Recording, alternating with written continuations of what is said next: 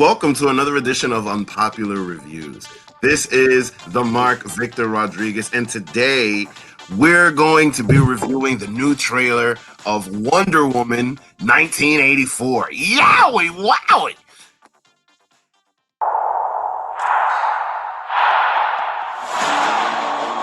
This world is not yet ready for all that you will do. Your time will come, Diana.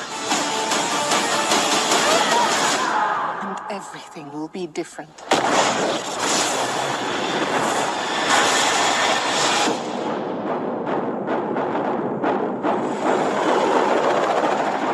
Citizens of the world, I'm here to change your life.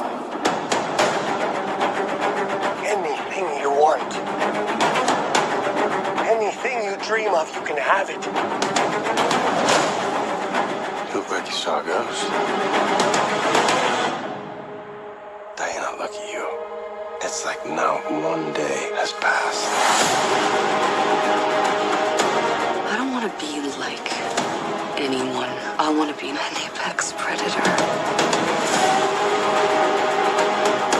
You've always had everything, while people like me have had nothing. Well, now it's my turn. Get used to it.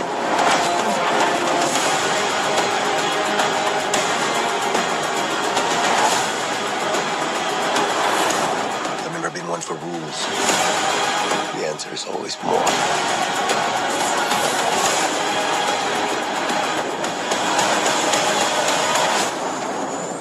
The way I fly, they will never find us. I forgot to tell you. What? Radar. Will they shoot at us?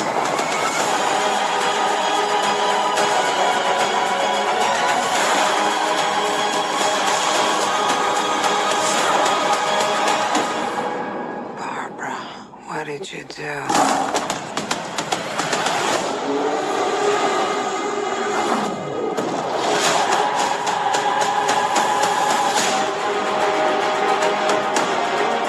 I'm not so keen on this one. I figure you are, but you know what? I'm ready to go. I think we can do better. Parachute pants? Yeah, Does everybody parachute now? So this movie, it's got me interested. And honestly, it's got me interested in seeing the first Wonder Woman again because there's a lot of little snippets in there that I'm curious about. I think that they're definitely going to be getting into the story of Diana even further than before. So I'm very excited to see this. I really want to understand what the hell the 1984 thing is about because I'm really not sure what that is. I really don't know why they didn't call this just Wonder Woman 2. But I honestly, above all else, like this is really, tingling my head and getting my spidey sense in all around and making me very curious as to what is going on with this character. Because it just seems very, very interesting. I'm very happy to see a second standalone movie for Diana. So a couple things that I noticed in the trailer. First of which is going to be the villain. We have Kristen Wiig, and of course she's in like they call it 1984 because it's set in the 80s. You can see by how they're dressed and the different musics they use specifically in the first trailer. But I have a theory building on this second movie, and I'll let you know what it is in just a second. The one issue that I had with this trailer is that they kind of gave away a little bit too much. Like you can kind of see in a couple shots that, okay, one thing, the villain and the president of this universe or this world are in cahoots because they're both seen in the plane together discussing different things. And you can tell that this scene happens not long after the big fight scene with Cheetah and Wonder Woman, because the outfits are the same. If you look closely here, you can see that outfit is the same outfit that she's wearing in the plane here. And you know that the president is kind of evil because in this fight here, these people are shooting at Wonder Woman, and he's attempting, looks like, to hide behind or get behind the line of fire behind these bad guys. Also, there's a scene where he's seen like on this big image, like this big screen. And you can see this isn't in America. This is like somewhere in Asia because of the posters that they have around. And the statement that he made gave me a theory. So this is what he says in there. He says, citizens of the world, I'm here to change your life. Anything you want, anything you dream, you can have it. And also earlier in the trailer, you hear Cheetah, who is going by Barbara in this movie. She says something like, I want to be an apex predator. And later in the film, it's revealed that boom, she's Cheetah. So, and also another giveaway for me was that Steven, who died in the first Wonder Woman, spoiler alert if you haven't seen it, he makes a return in this movie. And for whatever reason, it's not a great grandchild that looks just like him. It's not like a clone because he has all his memories. This is the same character. So my theory is this guy who was, after some research, I found out that he's Maxwell Lord. And Maxwell Lord in the comics was kind of like an evil businessman. And Cheetah have somehow like created some kind of synthetic like drug or something that could make like your dreams come true, because again, her dream was to be powerful or apex predator. Wonder Woman's big dream or most wanted thing is her love. She mentioned something along those lines in the Justice League movies or the Batman, the Superman movies. And this guy's, the businessman, biggest dream could possibly be to be powerful, because again, he doesn't seem like he has been the president for a while because of the villain like control he took over all the monitors in the trailer. So something is going on, definitely. Also, I quote on that the villain Cheetah, she was from the comics, but they call her, she's going by Barbara, which is this version of Cheetah. But if you listen to her talk, the accents don't line up. This version, Barbara, is a British person, and she, gets her powers. But the one who I think it more closely aligns with is this version of Cheetah, which is Priscilla Rich, who is stationed in DC or from DC. And if you look in the trailer, you see a lot of DC shots in the background. And also she has like some kind of confrontation with Wonder Woman in a charity event. And I'm going to assume, or I'm making the assumption that was the scene where you see Wonder Woman coming in with her white dress, and you also see Kristen Wiig's character come in with her black dress. And something must have happened during that event that kind of was, cascaded into other things. But that's what I think of the trailer. Those are my theories. Yeah. Interesting, and watching a lot of things as always that you do. I mean, the breakdown is amazing. So let's go to my breakdown. I don't pay attention to little nuances in the movie because that's just not what I do. I mean, for the trailers, it's not what I do. Not knocking anybody who does it. It's great because it's always interesting to hear.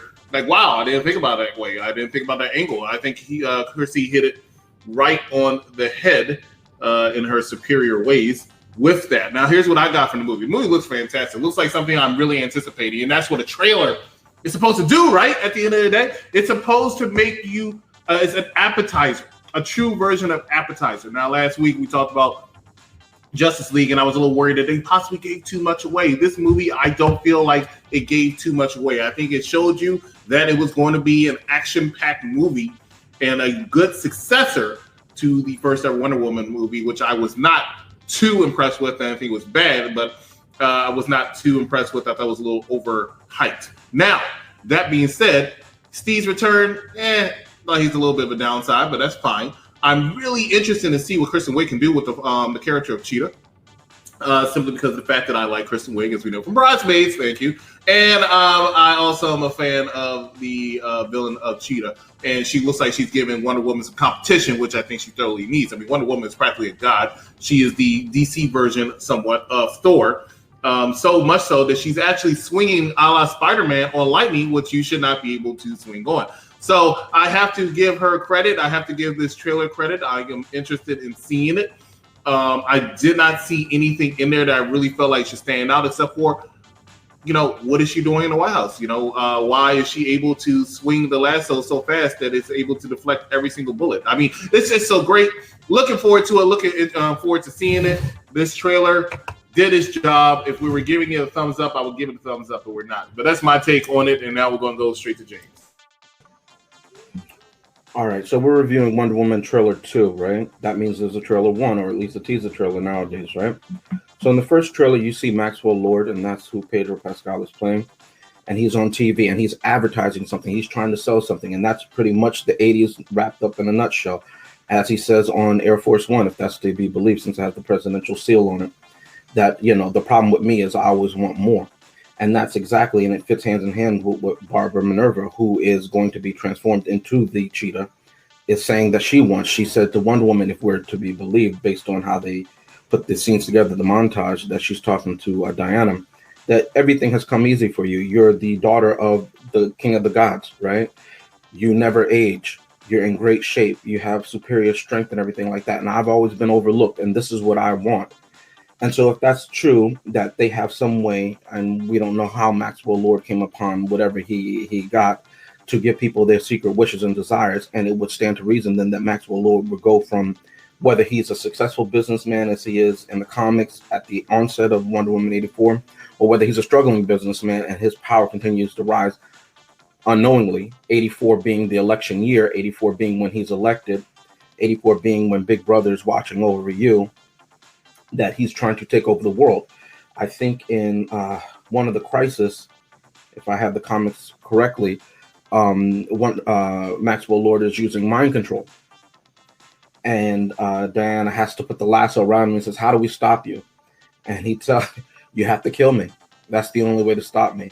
And so Superman and Batman are horrified in that issue because she literally, without hesitation, snaps his neck.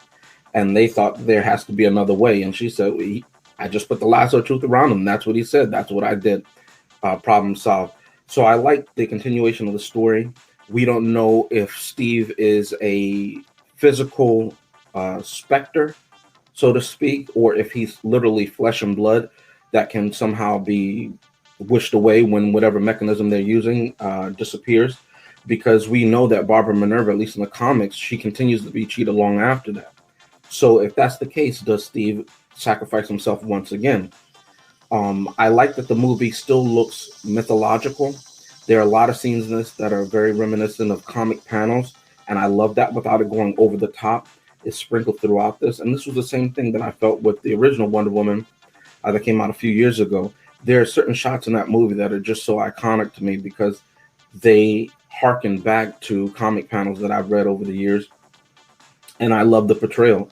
I like that we get to see more of her time growing up and training on Themyscira, which would explain, I know Chris said it, how she's able to spin the lasso, because we only got a glimpse of her abilities in BVS, which we'll be covering soon. Stay tuned for that.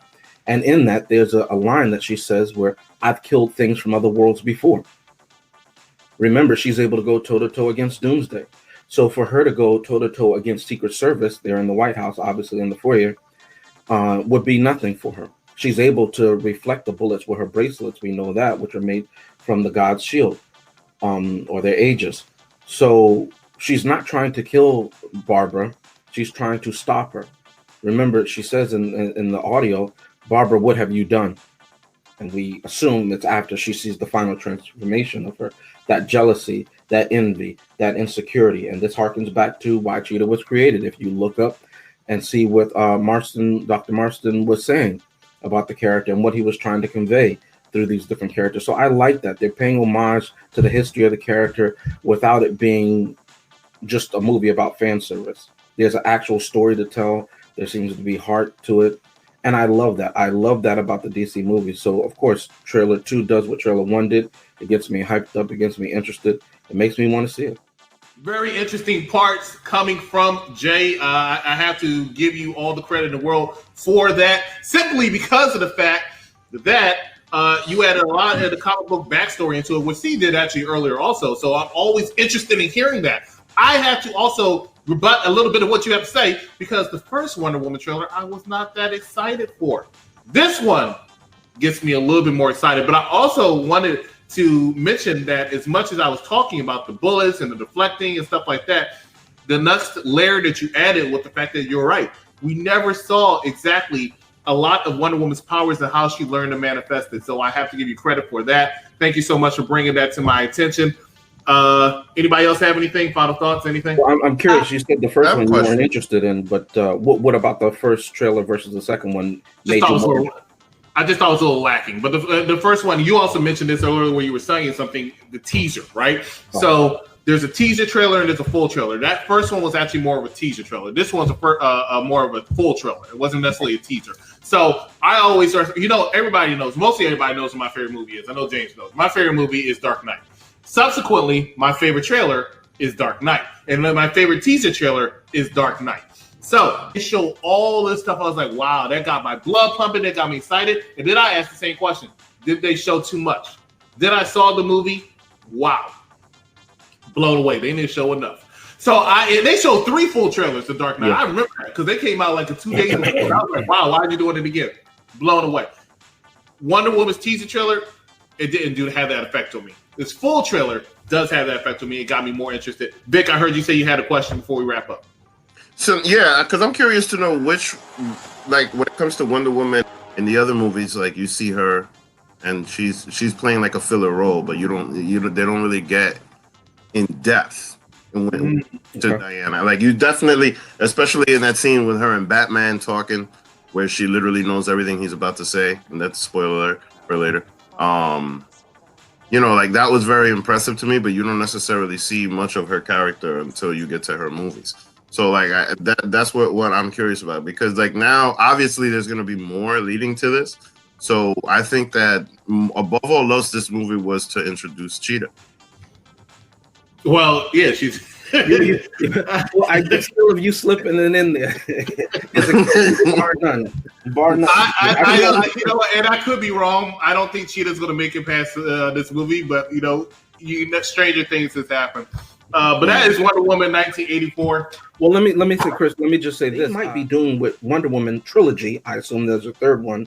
What they did with the Nolan trilogy of Batman films, that each one was a different aspect of the person of Bruce Wayne or Batman, however you're going to say it. The first one is about loss. The second one, if we're to be believed, it's about jealousy with Cheetah or greed, right? And then the third one might be about a different aspect of the human psyche, so to speak. The same way that there was the id, the ego, and I forget what it is for the trio in Star Trek, the original Star Trek. So if they do that, I'm going to personally really enjoy that. So I thank you for what you just said, because that just made me think, and it got the gears rolling as far as whether or not they're trying to do the same thing as far as the psychological breakdown of the character, which I personally enjoy. All right, well, that was Unpopular Review Entertainment discussion on Wonder Woman 1984. Thank you all for watching. Don't forget to like and share the video and leave us a comment below.